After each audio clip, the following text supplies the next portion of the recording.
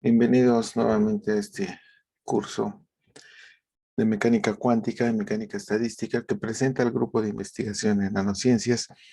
En esta ocasión vamos a discutir o concluir la discusión del átomo de hidrógeno, donde vamos a profundizar un poco más en el análisis de los números cuánticos. Entonces, habíamos discutido, después de resolver la ecuación de Schrödinger estacionaria en coordenadas esféricas, que los niveles de energía para el átomo de hidrógeno están dados por esta expresión, que dependen de n, que es el número cuántico principal. Pero también encontramos que había más números cuánticos. Aparecía el número cuántico L y el número cuántico M, que eran consecuencia de resolver la ecuación diferencial y de que la función solución pues cumpliera con los postulados de la mecánica cuántica. En ese sentido, lo que vamos a hacer en este video pues es discutir un poco más en relación a estos niveles de energía, en donde habíamos encontrado que para valores mayores de 1 en n, ¿sí? Encontrábamos muchos estados que son degenerados.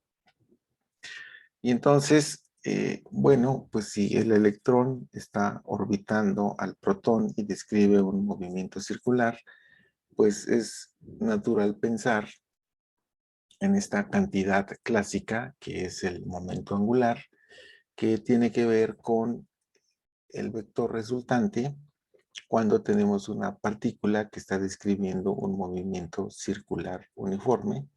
Por supuesto, tiene una velocidad tangencial que si la multiplicamos por la masa, pues resulta en este momento P.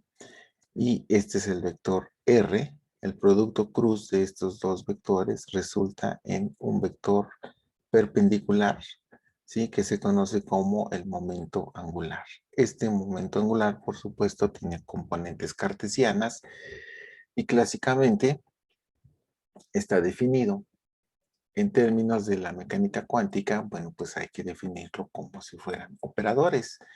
Entonces, por ejemplo, la componente X del momento angular, ¿sí? Clásicamente está definida de esta manera, ¿sí? Es la componente Z del momento lineal y la componente en Y.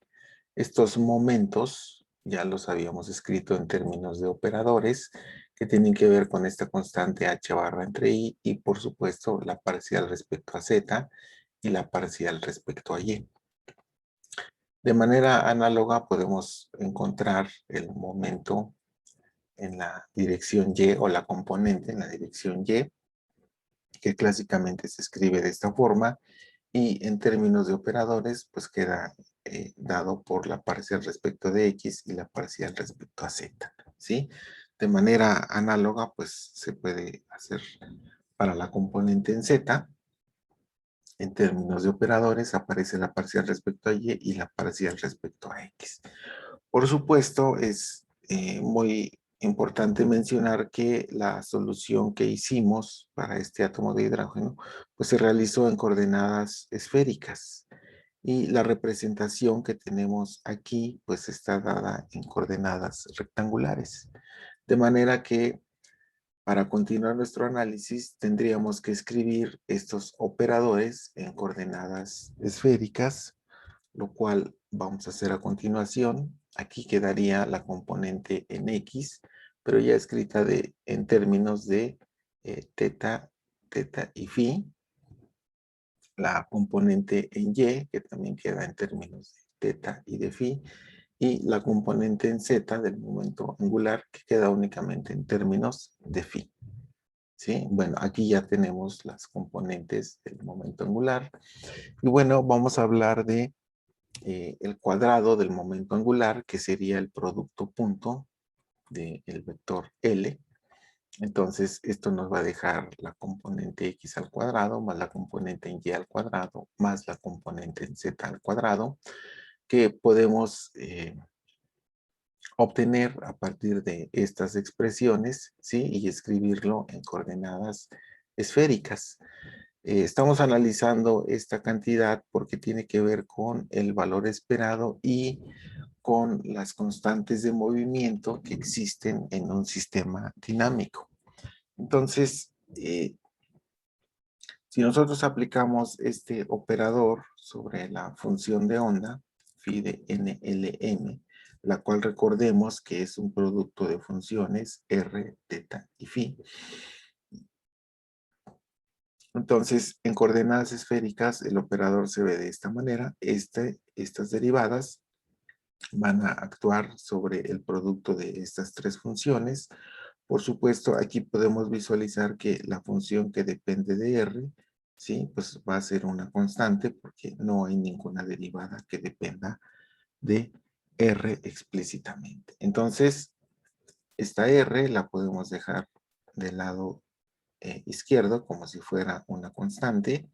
Y por supuesto, en esta primera derivada que solamente actúa sobre teta, pues esta phi funciona como una constante y en esta segunda parte del operador, sí, pues únicamente va a afectar a la función phi y teta funciona como una constante, ¿sí? Bueno, aquí tenemos eh, el operador L al cuadrado actuando sobre nuestra función de onda y de acuerdo a los resultados que habíamos encontrado previamente, ¿sí?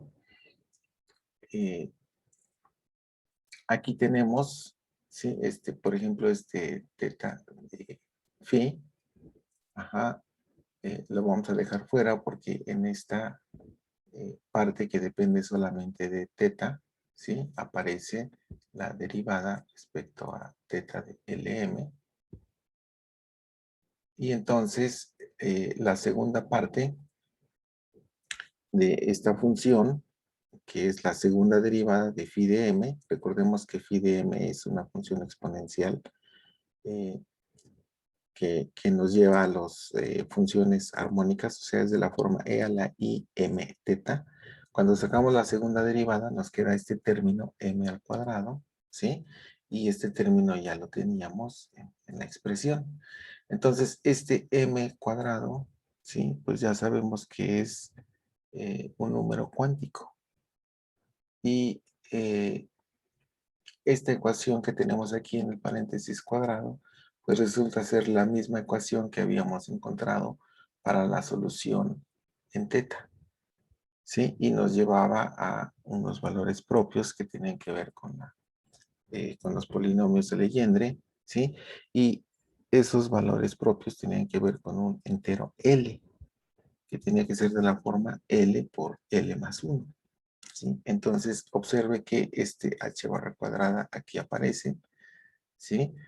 Aquí hay que hacer un cambio de signo para que nos quede L por L más 1 y el producto de las tres funciones R, teta y phi, ¿sí? Lo estamos representando como esta phi de NL.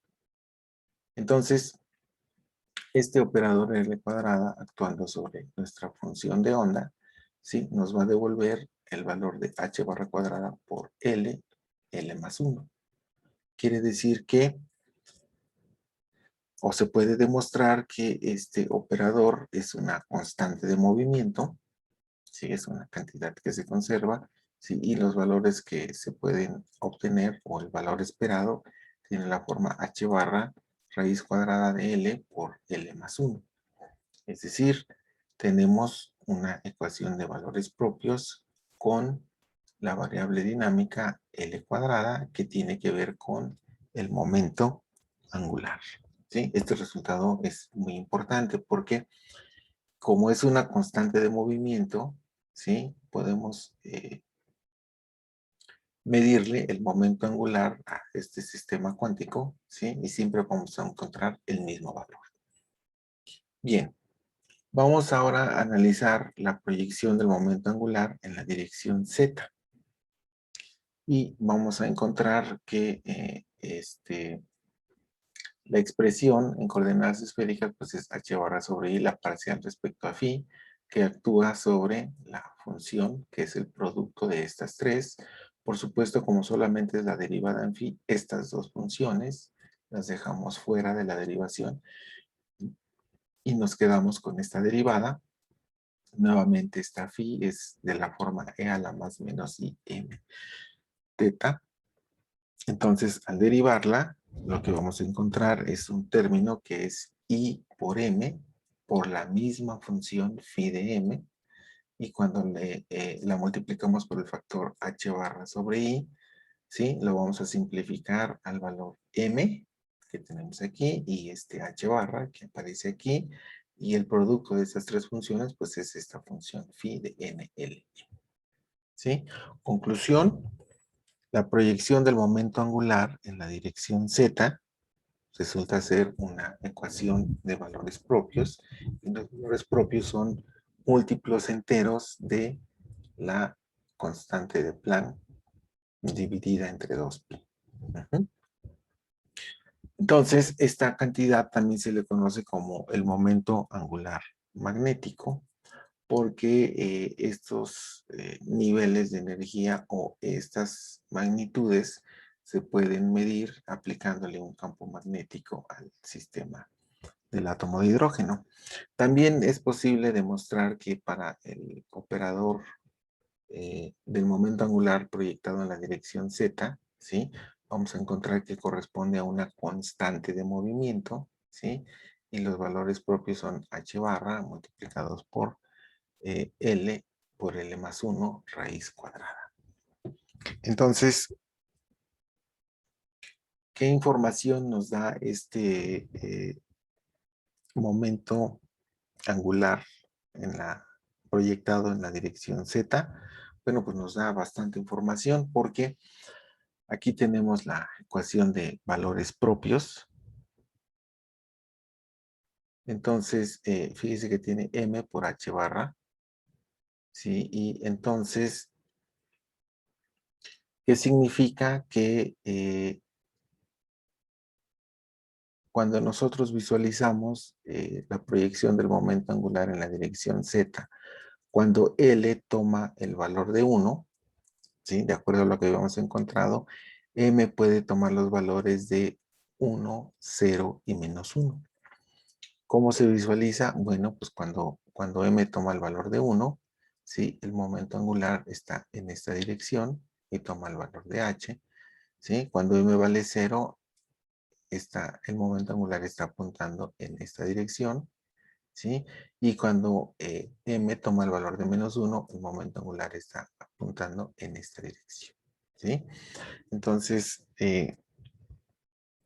gráficamente, pues lo que estaríamos viendo es un vector de momento angular, ¿sí? Por supuesto que está girando, ¿sí? Aquí están los diferentes vectores que podríamos observar para los diferentes valores de M, y esto es lo que estaríamos viendo para el caso donde L toma el valor de 1. Si L tomase el valor de 2, entonces tendríamos valores para M que irían desde 2 hasta menos 2, ¿sí? Y entonces tendríamos 5 vectores, ¿sí? Del momento angular dados por esta cantidad M. Entonces, aquí gráficamente podríamos ver que estas serían las trayectorias que se podrían observar, ¿sí? Para los diferentes valores de M cuando L toma el valor de 2. Entonces, observe que cuando hacemos este análisis, podemos distinguir las funciones de onda a partir de los diferentes valores propios, ¿sí? Que se obtienen de esta ecuación de valores propios. Ahora, ¿a dónde nos lleva este momento angular magnético? Bueno, esto nos permite conocer más a detalle los estados involucrados en el átomo de hidrógeno, ¿sí? Pero aún así, si nosotros quisiéramos llevar este mismo modelo a átomos más elaborados o con más electrones, ¿sí? Pues lo que encontraríamos es que, pues, las ecuaciones se vuelven más complicadas de resolver, ¿sí? Evidentemente, los estados, como ya tienen más electrones, pues en los niveles de energía vamos a encontrar que además del número cuántico principal n, va a aparecer el número cuántico L, ¿sí? y entonces ya no va a haber tanta degeneración, pero se tiene que hacer correcciones, ¿sí? Porque el modelo como tal no funciona. Y resulta ser que esa corrección no está considerada en la ecuación de Schrödinger y tiene que ver con un concepto que se llama el spin del electrón. Este concepto del spin del electrón tiene que ver con el momento angular y bueno, cuando tenemos el electrón girando alrededor del núcleo, pues evidentemente tenemos un momento eh, angular, ¿sí? Por la misma dinámica del sistema, pero si este sistema lo sometemos a la presencia de un campo magnético, ¿sí? Entonces va a ser más fácil observar el efecto del spin en este sistema. ¿Qué es lo que hace o cuál es el efecto del campo magnético? Pues empieza a hacer que el electrón presente una propiedad que se conoce como spin. Y entonces el electrón, además de estar girando alrededor del núcleo, va a empezar a tener un momento magnético, ¿sí? Sobre su propio eje. Entonces, aquí puede tener valores positivo o negativo, ¿sí? De hecho, el valor para el spin es más menos un medio, ¿sí? Y entonces, cada uno de estos valores, pues le dan un valor de energía diferente, es decir, es posible distinguir la energía de un electrón con spin un medio y la energía de un electrón con spin menos un medio. Entonces, eso se puede visualizar. Aquí tenemos el spin, ¿sí? Positivo como un medio de h barra y negativo como menos un medio de h barra, ¿sí? Que son los dos posibles valores que vamos a poder visualizar cuando el sistema lo sometemos a un campo magnético. Pero fíjense que este nuevo término que no estaba considerado en la ecuación de Schrödinger, ¿sí? Permite romper la degeneración que teníamos para el átomo de hidrógeno. Entonces, está el operador del momento angular en la dirección z, considerando esta S de spin, que nos va a dejar un valor propio, m subíndice s, que puede ser más menos un medio, ¿sí? Multiplicado por h barra. ¿Cómo se visualiza esto en términos de la órbita que describe el electrón alrededor del núcleo? Vamos a visualizarlo con esta imagen. Aquí tenemos en azul el momento angular que describe, ¿sí? El electrón al orbitar en el núcleo y le vamos a agregar un término adicional que es este conito que está en color verde que tiene que ver con el spin. Entonces la suma de estos dos vectores te devuelve el momento angular total que está denotado con la letra J, ¿sí? Que es la suma del vector L más el vector S. Entonces, resulta ser que el momento, ¿sí? Está en términos de este valor S, ¿sí? Y los valores para el spin siempre van a ser múltiplos impares de un medio, ¿sí? Entonces, esto tiene que ver con una propiedad muy característica de los electrones, ¿sí? Partículas como los fotones, ajá, tienen spin que es entero. El caso de los electrones tienen un spin que llamamos semi-entero, ¿sí? Y esta característica eh, que no se había considerado en la ecuación de Schrödinger permite abrir o distinguir los niveles de energía que tienen que ver con el número cuántico m. Entonces, ¿a dónde nos lleva esto? Esta parte del el spin finalmente se logró comprobar experimentalmente con el experimento de Stern-Gerlach, donde lo que hacían es que aquí tienen un horno con átomos de plata y entonces salen disparados. El átomo de plata tiene la particularidad de que su último electrón, ¿sí? Está solo en un orbital. Entonces, cuando hacen el envío de el haz de átomos de plata, los pasan por colimadores, de tal manera que este átomo va orientado con el spin en la dirección Z, ¿sí? Aquí pasan por estos filtros. Después, este átomo, ¿sí? Pasa por un campo magnético muy intenso, ¿sí? Y lo que hace es proyectarlo en una placa. Entonces, con este experimento, clásicamente lo que se espera, pues, es observar una mancha continua en la placa, ¿sí? Después de hacer pasar los átomos de plata sobre este dispositivo. En realidad, lo que se observó fue que al pasar colimados los átomos de plata, ¿sí? Pues se observaba que los, los átomos llegaban solamente a dos posiciones, ¿sí? Que tienen que ver con el spin de un medio y el spin de menos un medio. Ajá, entonces, con este experimento, ¿sí? Se observa y se verifica la existencia del spin de los electrones, que es semientero, y además permitió entender y analizar con más detalle, ¿sí? Los niveles de energía de los átomos, ¿sí? Por ejemplo, estos son los niveles normales para N, ¿sí? Pero hay niveles que están mucho más cercanos unos a los otros que tienen que ver con el número cuántico M. Entonces, al aplicarle un campo magnético, ¿sí? Se pueden visualizar estos nuevos niveles de energía, ¿sí? Asociados con el número cuántico M. Entonces, este es un experimento que se llama el efecto Zeeman, ¿sí? Y permitió romper la degeneración de los niveles de energía en los átomos. Ahora, ¿qué más podemos decir del spin del electrón, que es semientero? Pues justamente aquí llegamos al principio de exclusión de Pauli, y este principio de exclusión de Pauli viene a cerrar una parte de la mecánica cuántica que permite explicar cómo es la tabla periódica de los elementos. ¿Qué es lo que nos decía Pauli?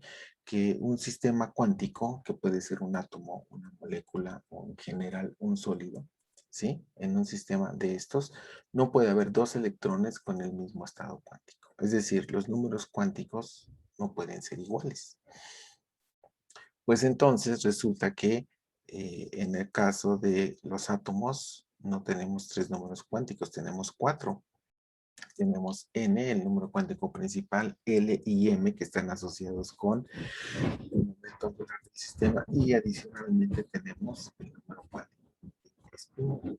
Entonces, esto permite entender, ¿sí? Cómo es la configuración electrónica o cómo están ordenados los electrones en los átomos, ¿sí? Que tenemos registrados en la tabla periódica, y nos lleva justamente a la descripción o a la anotación de la configuración electrónica, ¿sí? De los elementos de la tabla periódica, en donde, bueno, pues ya sabemos que el hidrógeno, por ejemplo, tiene una configuración 1s, el helio, que tiene dos electrones, pues es 1s2, el litio, que ya tiene 3 electrones, tiene 1s2, que es el primer orbital, y va al siguiente orbital que se llama 2s, donde tiene un electrón.